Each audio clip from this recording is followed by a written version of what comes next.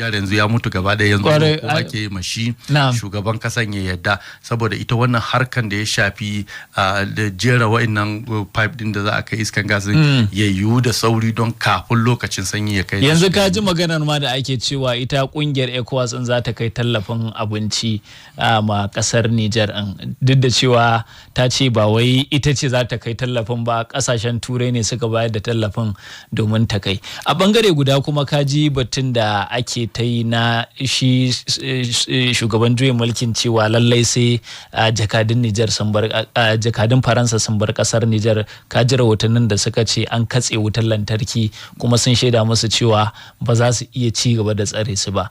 Akwai rahotanni da suka nuna cewa sojojin Faransa babu wanda ya isa ya kore su a kasar Nijar. Shin kana ganin duk wannan barazana da ko kuma abubuwa da suka faru da aka yi na juyin mulki zai tashi a barazana ne daga baki ɗaya, ko kuma me batutuwan juyin mulki a arewa suke a Afirka suke nuna menene makomar wayannan yankuna da ake ci gaba da juyin mulki? To ba za mu ce gashi ba a yanzu, kusan zan ce maka ko ina ana samun barazana kamar irin murabus ko ritaya da aka yi musu manyan janar a Rwanda da kwarai da gaske da Kamaru da kuma Uganda.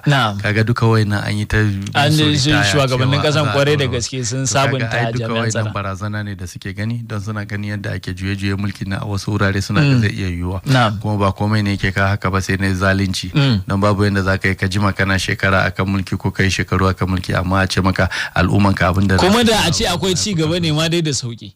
To shine na ce maka matsala a ce kamar ruwan sha ma ya gagara ba ta ne a ce maka asibitoci in ka rarrasa duka wayannan kasashen mu na Afirka ɗaiɗaiku jihohi ɗaiɗaiku ne zaka ga an ce maka ga asibiti tsaftatacciya, amma in ka ga wani asibitin zaka ce ko kufai ne ma da ba wani abu gadoji ne tun lokacin da tura mulkin mallakan suka kawo. To irin matsalar da ake samu kenan. To kaga yanzu abin da yake tafiya yanzu Nijar ta zama yan lele, rokwata ake yi saboda a samu a sa wannan pipe din iskan gas din ya kai. Shi yasa kake ji za a kawo tallafi daga nan har da ita kasan tura don saboda a ga an samu kafin lokacin sanyi, don abin da su suke fuskanta kenan. Don ko ina kamfanonuwan suna nan a zaune, pipe din suna nan, yadda za a jera su ne kawai wuce yanzu.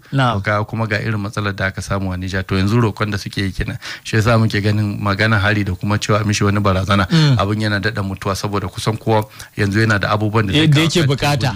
Yana bukata shi kuma yanzu bukatan da yake yi ma kwata-kwata shine ya cire hannun Faransa. Kuma na gaya maka cewa yanzu Faransa babu inda take da ta iya dora hannunta na samun abin da take so, bara ma a ce maka uranium don na Nijar ya fi ko ina yawa deposit sai kuma Nijar. To kagan aka ce an kakabe ta gaba ɗaya yanzu za ta koma saya, to za ga an so ma samun matsin tattalin arziki a Euro gaba ɗaya da wasu kasashe da ya shafi haka. Kenan hakan na nuna cewa Nijar nan gaba ka iya zama wata fitila a ƙasar Afirka.